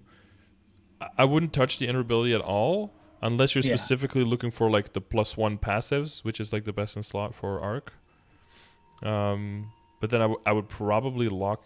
I don't know, but I would probably lock in the 18 and then look for the top one, like, during a 50% off. That could be an option.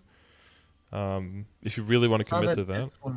I saw that this one was also pretty good, so I'm like, oh, I'll hold on to this one for now. Yeah, this one isn't. I've heard that this one can also be pretty good. Yeah, I just have I have like a training one on mine. I almost said farming. Like I have 21 attack and 15 drop and 19 mezzo. So it's like, yeah, I'm not rolling out of that like until I get to level 300, because Arc is so strong and we have those base stats, right? We talked about all of those. You don't really need your inner ability to like come save the day. That's really just like a min-maxing cherry on top. If you want to get even stronger. Some other classes rely very heavily on their inner ability, and then for those they don't have the luxury of being able to go for the mezzo and the drop and all that stuff. So for them, it's definitely more important. Yeah. But yeah, I think you have a decent inner ability going on, and if you want to min-max your inner ability, you're gonna need millions of honor anyway. So it's probably a good idea to just hold on to that for a bit. Just wanted to be sure that that's how chaos work. Yeah, It wasn't 100, because I've never actually used, so wasn't sure exactly how they. It's a good thing that you haven't used them, because a lot of people think that the chaos ones work the same as the regular ones in a sense also that you can choose if you get the new line or keep the old one, but chaos just re-rolls it and it gives you that. So there's a good chance that it just all of your stuff goes down and you just get fucked. And yeah, a lot of people didn't read the the description of the chaos circulator properly, and then it's like, oh wait, I thought it worked that way. It's like, well, yeah, it's good to double check before you use it, because you don't want to ruin a good thing for like a very small chance of making it even better, right? Sorry about that, 10. Step resistance. Okay, the damage. Right, I'm looking over everything, seeing if there's anything to cover still, or did you have any equips where you were like wondering? I think that's all the like questions I had for like specific equips, and it's just general things, like the which ones. Oh, sorry, you're cutting out a little bit every now and then. Oh, sorry, it was just like the general thing where it's like, which ones do I like kind of focus on spending on? Then it was most the Absolab stuff for potentials, and then the accessories for Star Forcing, and then on everything. Yeah, Star Force first. Yeah, and then I would say that either the weapon, if you like when you get it, right? The weapon is probably a good priority to make sure you maintain that damage, and probably even get stronger than you are now, and then you're okay to reroll the accessories without really feeling the loss in damage there, because the weapon will pick up the difference. And then once those are done, then you can use that extra money and that extra income from them to really dedicate to the Abzo. And then once that is done, you can work on a little bit in general on the flames, and also work on the 2 separate sets of accessories, and making sure that those are a little bit more specialized in that point to drop or to mezzo or to damage. Okay. That should yeah, and hopefully by that time as well, like, and then if Star Forcing comes back, then you'll have more backups for CRA. Then hopefully you'll have more dineros if you want to go harder on that. Maybe you find more backups on a certain piece there, and then you mainly just focus on backups and stuff for everything that's not Abzo. And then for Abzo specifically, if you have resources for backups, that's cool. You can use that on another character, but for this character, you're mainly just going to be looking towards Arcane. Specifically that weapon, because it's just really good for us. Yeah. Scale off that Thinking really about hard. doing like some like Lotus and Damien trades just to Mm-hmm. get the mules started on, like to get them rolling. Definitely, yeah. Yeah, what some people do is they get even further and they like take each other's characters to like hard Lotus and hard Damien, but I don't know, like I know Damien is his name, right? Damien that I run the hard bosses with does that a lot, and he basically gets Abzos on like half his characters just for like trading with people.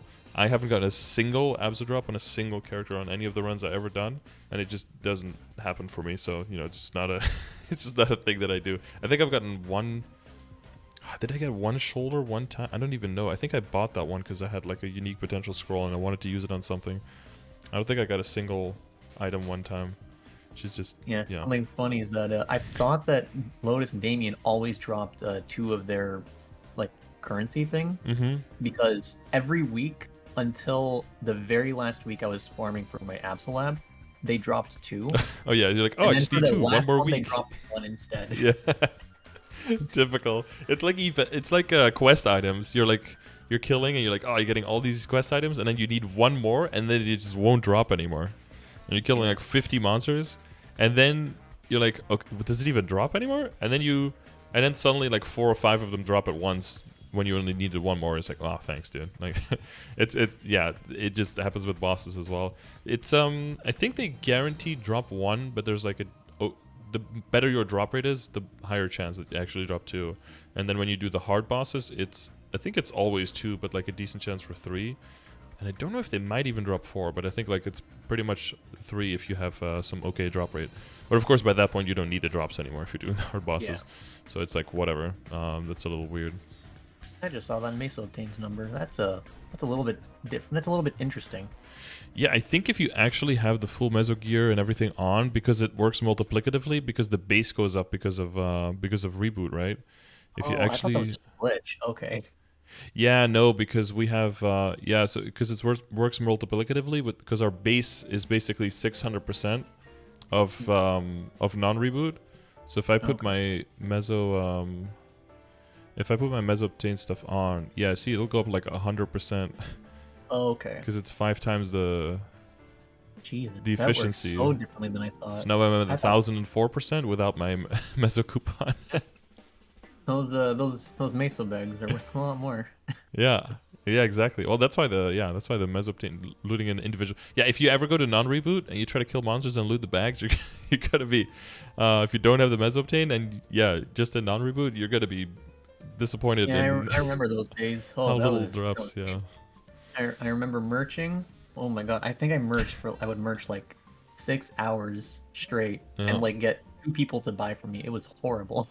But you had to, right? Because you couldn't train otherwise. You didn't have the money to afford potions because monsters didn't drop shit. So you had to do quests, sell items, merch to be able to afford training. It was the dynamic was a bit different.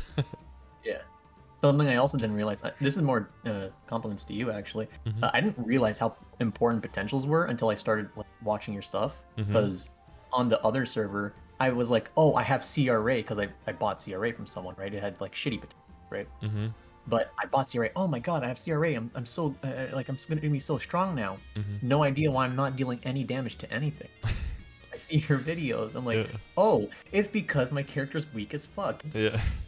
At like 3k stat at level 200. Oh, this makes so much sense now. And then you just, especially in the beginning, if you're at like 3k stat and you just epic stuff and you just get 6% on a bunch of things, you like triple your stat immediately. You're like, oh. I didn't even have magic attack lines or anything. It was, I think I had like luck, strength, what's the other one? Dex. Yeah, just... And I had defense on the weapon, MP on the secondary. It was great. Oh yeah, you see that sometimes. People like epic secondaries, but they'll just have a line of stat and then nothing else. And it'd be like, oh, there's so much potential here. Especially in non-reboot, in reboot now with all the access to occult cubes. Just if you use like 10 occult cubes, you're probably like tripling the bonus from that one piece. Yeah, and that's the one thing as well where, and I think that just comes from other MMOs that people be like, oh, I need to get my pocket item slot unlocked. I need to get 3 more rings. Like I need to fill all the slots. Like no, you really don't need to. You just, the pieces that you have, you just need to know what their value is, and you need to upgrade like your weapon, secondary, and emblem a bit more than everything else. And then occult cube for like 3% stat on everything, and you'll be way stronger than you ever will be if you then just filling those slots with like random items that give you like 3 all stat and 1 weapon attack. Like that's really not going to do much for you. But I don't know if that's conveyance from the game or if that's just other games that have a lot of, because I think people said like that in World of Warcraft or something, it's way more important to like fill out your equips than to just upgrade existing equips that you have. Yeah, like I've played quite a few MMOs just like casually, just because like I've had other friends that are like, oh, I want to try this game out and stuff. Every single MMO I've ever seen, it's always about the equips themselves. There's never any variance when you pick up an equip, unless it's like endgame equips and stuff where there's like sun. But like it's always fill out your slots that will always make you do the most damage the fastest. Right. Okay. Yeah. So that's probably that experience that people bring into this game as well. But yeah, it's totally different here. Yeah. Yeah, they should probably try communicating that like at all how important it is, but yeah. Yeah, in that sense, it's more like a mobile game, right? Where just because you have an equip doesn't mean it's good. It's usually about how well can it be upgraded and like what is the potential for upgrading. That's usually more a mobile game thing, I guess. Yeah, I guess that's why they're called potentials, right? Yeah, exactly. Yeah, exactly. Yeah, not even knowing like if you see rare, if that's good or bad, and knowing that there's, you know, like a 1 line of legendary potential is basically like a whole perfect epic potential, and yeah, how that, it's like better than a double like line of epic. Yeah, how that compares to itself and how expensive that gets. I feel like the progression in that makes sense for reboot. For non-reboot, I don't know how it does because of all the scrolling and stuff and how hard that is. I don't even want to try to get up to speed with all of that. Trying to like scroll and shit, I was so confused. And with the spell traces now, and yeah, spell traces made it a little bit easier. Just because like you get free scrolls. Yeah, basically, you just get a unified resource for all your scrolling, essentially, right? Yeah. But then you still have a bunch of scrolls outside of that you can't buy with traces, so, and those are the ones that you really want. That's how I understand it, like the prime stuff and the X scrolls and everything, right? Yeah. Innocent scrolls for resetting and shit like that. Oh yeah, I remember back in the day, like the very best scrolls you could get would give you 5 weapon attack and 3 main stat. Like that was the best scroll, and those would have 10% chance of working. And then now I think you have like, is it like 30% scrolls that give like anywhere from 9 to 11 attack or something, like a random number, and then like 8 main stat. But then if it fails, your item is automatically booming, so you have to like protect everything and stuff. It'll take up the slot of the scroll that failed. Oh yeah, like that's also beautiful. Yeah. Oh. So you'll need to like roll, instead of like needing to roll our 30% on our 22 stars and stuff like twice in a row. You'll need to land like 30% 10 times in a row. Yeah, but you can just protect, so you just keep going. I mean, it's basically like TMS at that point, where they have safeguarding all the way up to 25 stars for Maple points, so you could just keep sending. Money's a beautiful thing when you have a lot of it. Or 9 to 10, yeah. Oof. All right. Did we get everything out of this that you wanted? I think so. Okay, it doesn't sound very convincing. Can we get a more definitive? Is that your final answer? Yes, sir. Yeah, it is. Yeah. No, not putting you on the, not telling you what you need to say. But if there's something that you still want to get out of the way right now, you can. You know, otherwise you know where to find me, and I'm always in chat, ready to help, of course. So. I think that's good. I think that covered everything. Okay. Well, good. I wish you best of luck then next weekend, right, on the 5 and 15. I hope that you don't get too many fails, and then you can save as much money as possible. If the cube sale's right after, then, hopefully you can splurge on the cubes. Yeah. And then the DMT. Yeah, DMT will, I guess, will not be too bad if you want to get all of those event rings up to legendary as well. So that can save you quite a bit of money there. Probably like 300 to 400 mil per item can be saved there for you, right? Which is always a nice position to be in. And if you do end up tiering up a lot of stuff, maybe the Abzo can get some tiers as well. So that'd be cool. Maybe you'll have like 1 week of hard grind to to make that money. Yeah, because, I already have a totem ready. I just have to use it. Yeah. Oh yeah, and then set up those hyper stats, right? Don't forget the new hyper stat damage to normal monsters. That can also definitely be useful to kill monsters around you. Actually, one shot instead of like one HP left to one shot. Even after the spell bullet, monsters like walking around with a completely empty HP bar. It's never fun. Oh, I guess one final thing. The legendary event ring scroll. Yeah. Just use that on a mule, right? Like get a mule with the ring and then just get the scroll, right?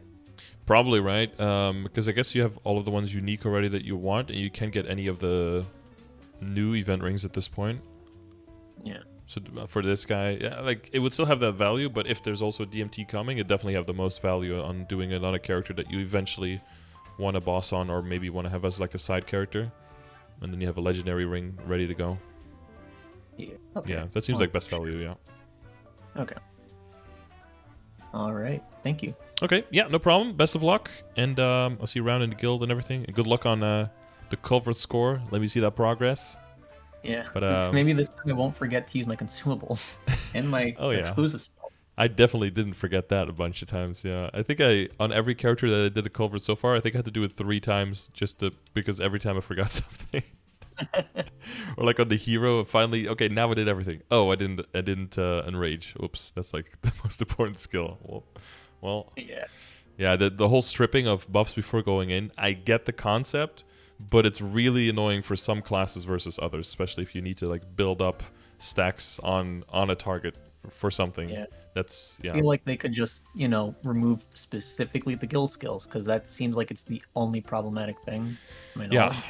Yeah, I agree. Just not allow you to use the guild skills would probably already have reached the goal of what they're trying to do with it. Yeah, I agree with that. Yeah. And then everything else people can refresh anyway, so whether they have it before or they use it at that point doesn't really matter.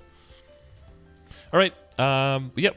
Good luck with everything, and good luck with work, I guess, after a good night's sleep. And I'll see you tomorrow or later in the chat. See you later. All right, bye.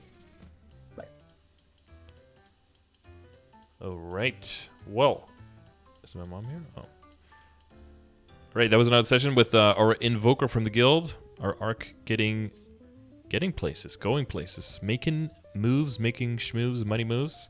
But yeah, I think there were like a few minor details that were where the exact information was corrected there, but nothing insane. I think in general is definitely on the right path. Got everything moving in the right direction.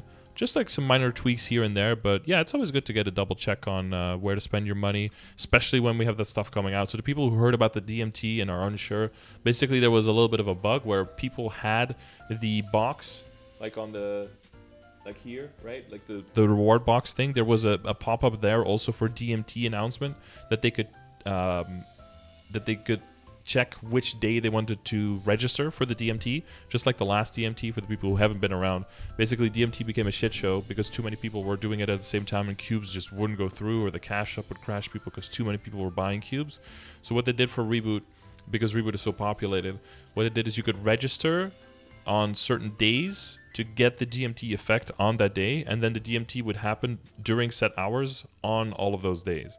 And then you could pick one day where you wanted to participate to kind of like share the load between the days so that it wouldn't be bottlenecking on one moment. And that seemed to work very well last time. It was a bit annoying because you had to really do the check with the time zones and be like, okay, I'm going to be up here at that time. You had to do a lot of checking beforehand, but once you did the checking and you got all that done, it helped a lot with Reboot, and DMT was basically perfect. From the downside that we didn't have a cube sale with it, which we usually do, but it's still 50% off tiering up, which is still huge. But so the people who did get that pop-up did see that the registration for the DMT looked like it was anywhere from the 22nd all the way through the 26th of December that people could register for that. So there's a very good chance that that will be announced officially later. But since that knowledge is already kind of floating out there, I would feel remiss not to at least mention that that is something that is highly likely going to happen. And a lot of people are also speculating for a cube sale on Black Friday, which is, I believe, the last Friday of November, which should be what is that, the 26th? Yeah, the 26th. And then we're looking at the 28th being the 5, 10, 15 event. So if that does happen, it's a lot of if and or. Cube sale. Yeah, I think there was a data miner confirming the cube sale as well. And that data miner is almost always right. So, again, not 100% guarantee, but take into consideration that this can happen. So if the cube sale does happen on the 27th, don't go super crazy and buy everything out. If you would also need money for the 5, 10, 15 to make serious increases there, right? So split your money evenly, or just farm like crazy for the next week, so that you can buy as much as you need off of everything. All right, that's the general advice. But yeah, so take those 3 pieces of information under advisement and look at that through that lens, through your to your account. I've got a bunch more of these sessions coming up in the next weeks because a lot of people are probably having questions on how to allocate their money properly, and everyone's situation is just a little bit different, so people looking for advice there specifically. I think I have another one tomorrow and the day after, and then I have one every other day, including up until Sunday. So we're pretty booked on those. But if you want one of those sessions for yourself as well, and you don't even want to have to pay for it, then you can just leave a comment on this YouTube video that you would like to win a free session, and I will pick 2 people at the end of the month to give a free session to in the next month. And I'll just message you on YouTube when you win. So make sure you keep an eye on those YouTube comments as well, okay? So yeah, I'll be looking forward to those comments for people who want to win. And for anyone else, if you don't want to wait for random, but you'd have to wait at least until after the 5, 10, 15 because I'm fully booked. Make sure you check the link in the description on how you can request one of those sessions. And if you have new data for me, especially because of the new final damage change, but a lot of you guys did BAs, please send your BA to me. I just need your stat, your level, and your BA, and that's it. There's also a link in the description on where you can just enter that data, and then that's all you have to do, and then I process it and use the data later, hopefully to inform people on how the stats are ranked, how the classes are ranked, and also try to kind of indicate how stat influences your eventuality of your outcome for your BA. Of course, the higher the number is, the more correlative it is with the actual BA outcome. Canceling for Oz rings, because those are OP. Yeah, and the last thing, if you want to join my guild, there's also a link in the description on how you can apply to join my guild in NA Reboot if you're interested in that. So I'll see you guys on the next one. Thanks for watching, and that's probably going to be tomorrow. So see you tomorrow.